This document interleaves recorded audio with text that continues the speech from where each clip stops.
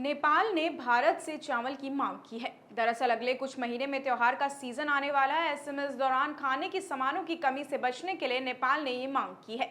Kathmandu post के मुताबिक नेपाल के कॉमर्स एंड सप्लाई मिनिस्ट्री के जॉइंट सेक्रेटरी रामचंद्र तिवारी ने बताया है कि पिछले हफ्ते उन्होंने भारत से चावल, चीनी और धान उपलब्ध कराने की अपील की है। नमस्कार, मैं प्रिया बंसल और आप देख रहे हैं हमारा सेगमेंट बैक स्टोरी।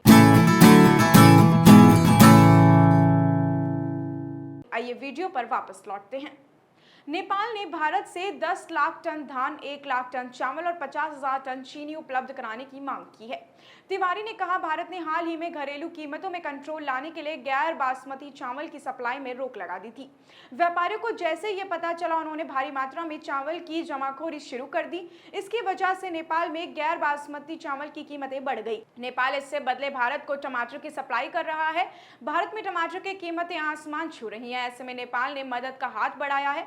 गर्मी और बारिश के कारण टमाटर की कीमत बढ़ गई है।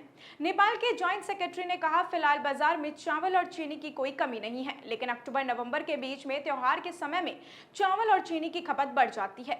इसका सीधा असर कीमतों पर पड़ता है। आम जनता को भविष्य में किसी तरह की कमी का सामना ना करना पड़े, इस वजह से सरकार पहले से तैयार रहना चाहती है।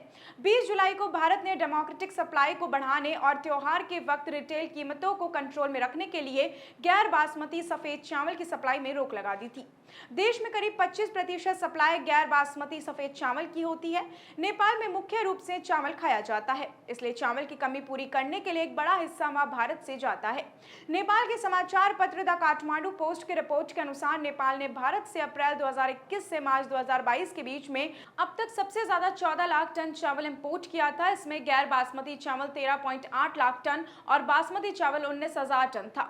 नेपाल के व्यापारी बोले, भारत के चावल एक्सपोर्ट पर रोक लगा दी गई है। वहीं रिटेल कीमत 200 नेपाली रुपए से बढ़कर प्रति 250 नेपाली रुपए कर दी गई है। इसमें 25 किलो बैग हो गई है। भारत की ओर से चावल के एक्सपोर्ट पर बैन लगाने के करीब एक हफ्ते बाद दुनिया भर में चावल की काफी कमी देखी जा रही है। वहीं अमेरिका में रह रहे भारतीय लोगों को इसके लिए काफी मशक्कत करनी पड़ रही है। पिछले कुछ समय से अमेरिका के अलग अलग शहरों में कई ऐसे वीडियो सामने आ रहे हैं जहां लोग चावल खरीदने के लिए लंबी लाइनों में लगे नजर आ रहे हैं। Director general of foreign trade ने नोटिफिकेशन में यह भी बताया है कि कुछ शर्तों के साथ चावल के एक्सपोर्ट को अनुमति दी जा सकती है। अगर बैन से पहले जहाजों से चावल की लोडिंग शुरू हो गई थी तो उसके एक्सपोर्ट की अनुमति दी जाएगी। साथ ही उन मामलों में भी चावल के एक्सपोर्ट की अनुमति होगी जहां सरकार ने दूसरे देशों को इसकी इजाजत दे रखी है।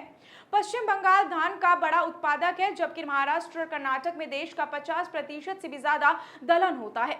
भारत दुनिया में चावल का सबसे बड़ा एक्सपोर्टर है। पिछले साल सितंबर से सरकार ने टूटे हुए चावल के एक्सपोर्ट पर रोक लगा दी थी।